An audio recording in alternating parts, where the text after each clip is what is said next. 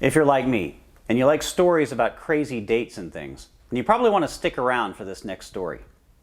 People always ask me about an experience I had on a date many years ago. Now, dates of this caliber don't happen very often. To let this one fall victim to the hands of time would be doing a great disservice to all those who revere a good story. Everything I'm about to tell you about that night is exactly what happened. Some people might not believe this actually took place, but I swear it's true. I've heard it said it was the worst date in history. Having not been alive for all of history, I make no guarantees. But it's safe to assume it ranks up there. From my perspective, I will fondly remember it as one of the most strangely entertaining stories from the filing cabinet of my life. A number of years ago, I went to a masquerade ball. Now, if you've never attended one, let me describe what you're missing. A few hundred disguised strangers gather together to chat, become inebriated, and covertly hit on each other, all the while remaining incognito. Wearing tuxedos and masks around people is a strange feeling. It feels like a cross between being at a fancy cocktail party and dressing up to pull off a massive 19th century style bank heist. At some point during the evening, a female guest arrived in a white dress. The stark contrast of her white outfit against the black sea of tuxedos and dresses made her very visible. She seemed wrongly out of place, kind of like Vanilla Ice at a Kanye West concert. It was just weird. However, it was a costume party, so I didn't give it much thought. I think I said about 3 words to her the entire evening. About a week later, I got a Facebook friend request from Sarah. At the time, I didn't make the connection, but I accepted anyway. About a year goes by and not a word is said. One day I get a message from her. "Hi," she said. I replied with the same. She started making conversation about the weather. I agreed that the weather had been very warm. She reminded me that we met at a party a year ago and asked if I remembered her. I confessed that I did not. She asked me if I wanted to go on a date later that evening. She wanted to go for a walk on the beach. I reluctantly agreed. I'm not sure if it was her charming meteorological acumen or her talent for stimulating conversation that convinced me to acquiesce. I agreed it would be a good idea to meet a total stranger in a dark, desolate beach at almost 9:30 at night. What could possibly go wrong? After programming my GPS with her address, I set out for her place. As I turned onto her street, I saw something move in the middle of the street. I quickly braked and stopped. My headlights then illuminated a sight before me which shall forever be burned into the deepest recesses of my mind. There, standing in the middle of the street, was a crazed-looking woman dressed in a long white lace dress. There was a white piece of cloth wrapped around her head. She had white high-heel shoes on. I blinked twice and sat perfectly still. I was thinking I'd just been visited by the ghost of Stevie Nicks from her 1981 album Belladonna. I quickly dismissed this, however, as Stevie is quite alive and probably not making late-night visits to anyone. She reached to the ground and picked up a massive picnic basket and started wildly running towards my car as if she were being chased. Before I could do anything, she tripped and fell right into my door. I guess sprinting in high-heel shoes in the middle of the night in an oversized antiquated dress from the 70s may have been a bad idea. She opened the passenger door and threw the picnic basket into the back seat. She jumped in, shut the door, and just sat there. Not a moment had passed before I sensed a unique and aggressive aroma that seemed to permeate the air. It was unlike any perfume I'd experienced before. The fragrance began to titillate my olfactory sense as only a homemade cologne can. The questions were piling up. Could it instead be fragrance by Taylor Swift, J-Lo, or Beyonce? I decided that was unlikely, as those perfumes were actually made by professionals. I started driving down the street as if I had some sort of plan. I had no plan, though, and she was giving me confusing directions. Turn right here, turn left. 10 minutes had passed, and we were finally not any closer to the beach. Finally, she had me driving down a road which led to a dead end. We were pulling into the Department of Recreation parking lot. She directed me to park the car.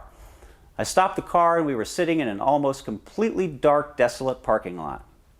My only sense of safety came from my one real companion. One lone sodium light hovered high on a pole that was dimly illuminating a parking lot, soccer field, picnic pavilion, and playground. This single flickering light stood between me and certain impending awkwardness. Immediately, she reached into the back to grab the picnic basket. Before I had any chance to protest, she'd spread a white tablecloth across both of our laps. Then out came a candle which she lit and placed in the center of the dashboard. Next, it was time for drinks. She procured wine glasses and a fresh bottle of Welch's sparkling grape juice, of the white grape variety. We clinked glasses and began to sip.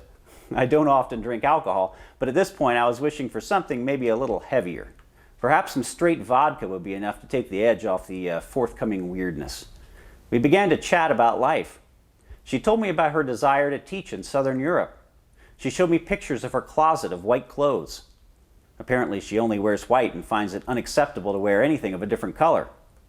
She regaled me with stories of her life that made absolutely no sense. She spoke of princes and kings and how she was a princess and owned a crown. She spoke in sentences that tangentially morphed from one topic to the next. The white cloth that wrapped her head began to slip over one of her eyes, yet she did nothing. I began to assess the current situation and determined that sitting next to a half-blind, unstable, nonsensical Stevie Nicks impersonator while draped in a white tablecloth, sipping on expensive carbonated grape juice and burning a candle inside a closed vehicle was a bit ill-advised.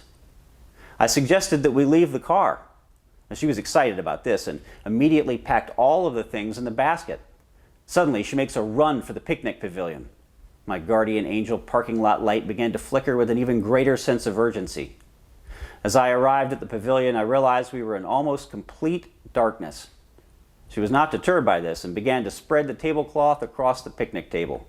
She put the candle in the center of the table. We sat down.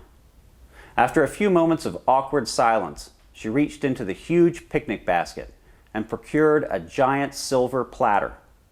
She then placed 27 Capri Sun juice drinks on the platter, counting them each individually.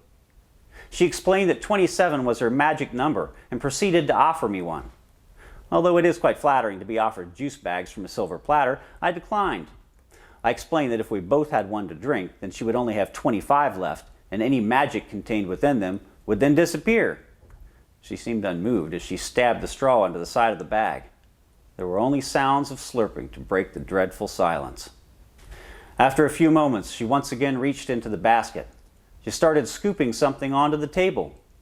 My nose was again overcome with a biting and yet somewhat pungent, yet organic bouquet, unlike any other. It was garlic. She was scooping mounds of raw garlic cloves onto the table. She began forming them with her hands like a world-class sculptor. She was recreating the Great Pyramids of Egypt out of garlic. The architectural subtlety in her creation was actually impressive, given the medium. She didn't say much. She could only think to offer me some deep woods off for any insects. I reminded her that both mosquitoes as well as vampires don't care for garlic, as we were not likely to be attacked by either. The awkward silence was deafening. I turned and looked at the full moon. I began to seriously consider this was part of the problem. Perhaps she was recreating a scene from a cheap vampire movie. I even considered the possibility that John Quinones from ABC News may jump out of the bushes somewhere, but alas, there were no cameramen or TV show. It was only me sitting in a dark picnic pavilion under a full moon, being stared down by a fake white princess obsessed with garlic and Capri Sun. I'm starting to think it's getting late and maybe it was time for this date to end. I mean, one has to have a threshold for creepiness somewhere. I announced it was time to leave. She packed up everything in the basket and we left. I aimed the car in the general direction of her house and started to drive furiously. Suddenly, she yelled for me to stop and turn. She said I'd passed the entrance. Moments later, I found us sitting in a random church parking lot. She said she wanted to show me her church. It was 11 p.m. and clearly no church was going to be open that late. She immediately grabbed a Capri Sun and jumped out of the car and disappeared into the churchyard. I mean, what does one do with high fructose corn syrup while they're meandering among the dead? Minute after minute passed and no sign of her. I'm beginning to consider the possibility of some weird ritual involving juice drinks happening nearby. It's amazing where your mind will go after you've been forced to inhale garlic for 2 hours.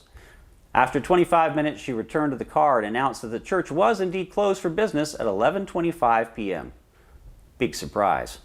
She seemed perplexed. She said she was tired and just wanted me to take her home. The rest of our drive was quiet. As I drove, I remember being thankful for the sincere effort she'd put into this date.